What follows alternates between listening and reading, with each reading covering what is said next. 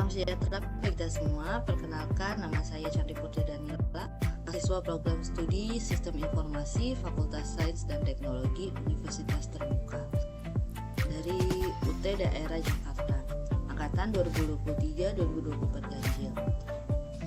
Pada kesempatan hari ini saya akan mempraktikkan tugas 3 mata kuliah basis data, yaitu mengimplementasi transaksi, commit, rollback, dan checkpoint, lalu juga trigger, dan basis data terdistribusi menggunakan teknik replikasi antara Windows dan Linux dan Ubuntu. Sebelumnya kita aktifkan XMPP-nya dan kita buka localhost. Di sini kita pencet di database rumah sakit, lalu kita pergi ke bagian rutin. Di bagian rutin sini kita pencet rutin, lalu kita create new routine. Di sini kita bikin nama transaksi 1, lalu enter. Setelah itu kita masukkan konfigurasinya. Untuk kita masuk di bagian pertama, yaitu transaksi, yaitu untuk tujuannya adalah menjaga konsistensi data. Dan ada 3 perintah yang akan diperhatikan. Kita akan mencontohkan dulu pertamanya.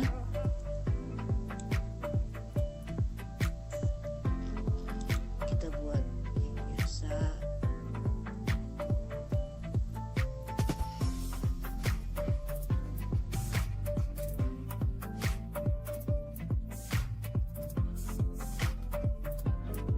Dulu data pasien, kita tambahkan data pasien yang ingin kita tambahkan.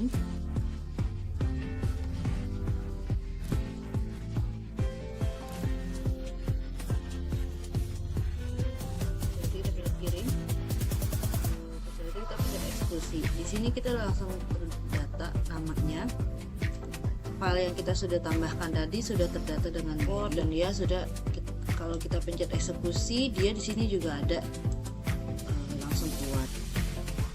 Kita bisa cek di bagian pasien. Kalau di bagian pasien itu belum ada, karena kita tidak menggunakan kata commit. Nah, kita akan buat data transaksi 2 menggunakan commit.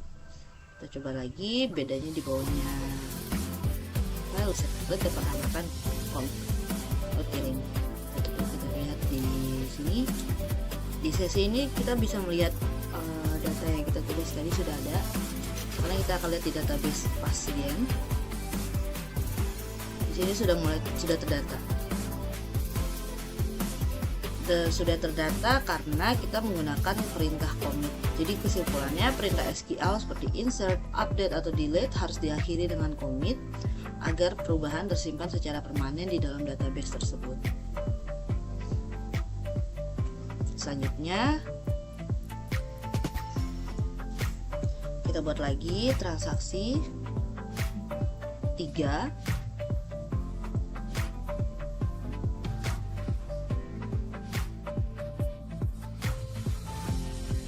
Kali ini kita set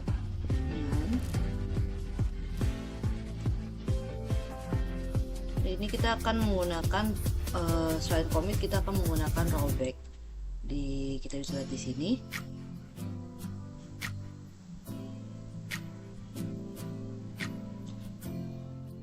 Pada saat kita eksekusi, di sini datanya tidak berubah.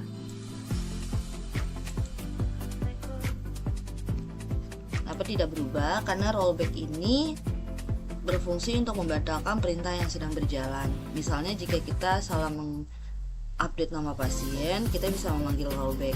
Jadi hasilnya data pasien akan kembali ke kondisi awal sebelum diedit, seolah-olah tidak ada perubahan. Jadi misalnya tadi kita sebelumnya sudah mengganti, tapi kita menggunakan rollback, sehingga di sesi ini tidak berubah sama sekali. Terus selanjutnya kita coba lagi, bikin lagi transaksi 4. Kali ini kita akan bikin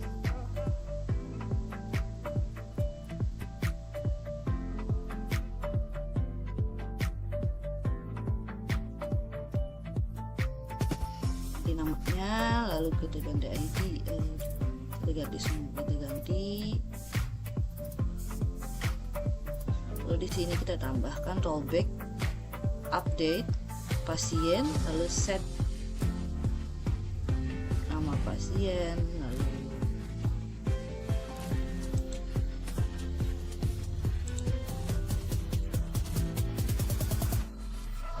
pasien dokter, where, lalu commit. Di sini versi keempat kita menggunakan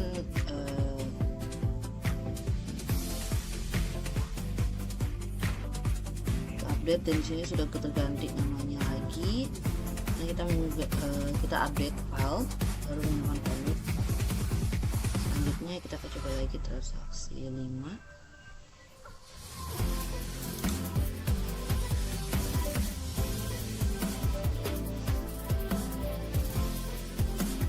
Akan menggunakan checkpoint.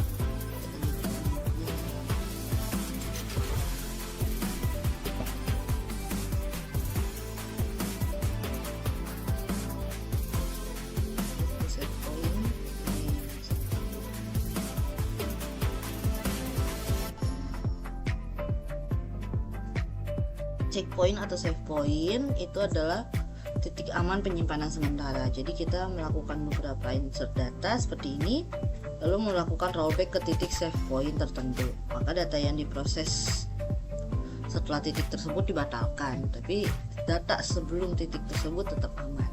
Kita akan tulis di sini. Di sini kita ada tulisan rollback to save point 1. Jadi yang pasien Fauzia ini tidak terdaftar. Yang terdaftar hanya ada di poin 1 tadi yang pertama. Yang kita lihat ya sini. Resmi yang masuk hanya ada Gusti, Wisma sama Gusti. Tapi yang nomor 7 Fauzia itu tidak ada karena kita menggunakan data rollback tadi. Misalnya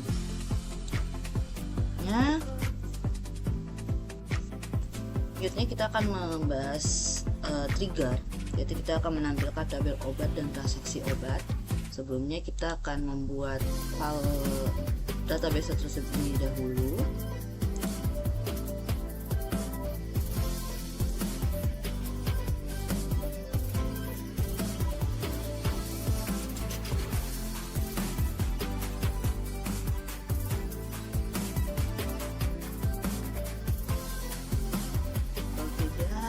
Dilihat di sini kita bisa lihat database obat dan transaksi obat. Di sini kita indeks, kita ini, dan dulu kita coba dulu foreign key-nya. Lalu setelah itu kita pencet di bagian designer.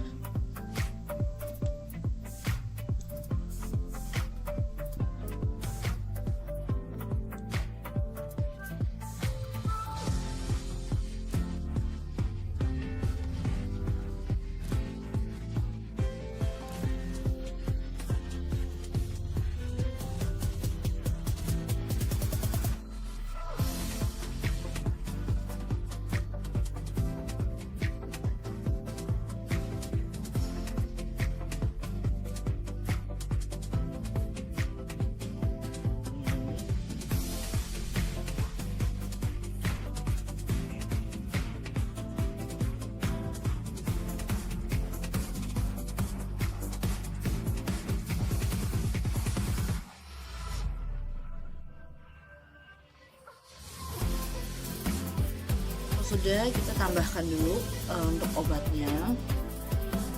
Kita tambahkan beberapa obat. Kita daftar.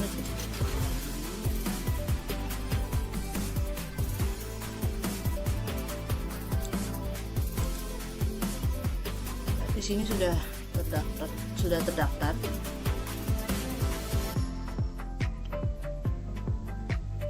Sekarang kita buka trigger. Kita ganti trigger jual, lalu kita masukkan before atau afternya. Kita pilih after, lalu di sini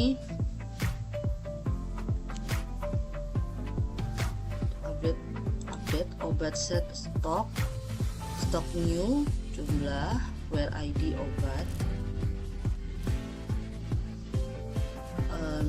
Setelah itu kita oke, kita tambahkan. Di sini kita coba tulis lagi, misalnya nih 1 damar, misalnya 1, 2, kita buat transaksi total harga misalnya 0. Oke, kita jelajahi, kita lihat jumlahnya up, dan di sini kita bisa lihat obatnya sudah berkurang karena tadi kita sudah melakukan transaksi obat atas nama damar dengan dua obat yang tadi kita sudah input. Dan trigger ini untuk menampilkan coding untuk membuat perintah otomatis yang memicu perubahan database di saat event tertentu terjadi. Jadi di sini kita akan bekerjanya ketika ada penjualan baru masuk, trigger akan otomatis mengupdate tabel obat untuk mengurangi stok sesuai jumlah yang terjual.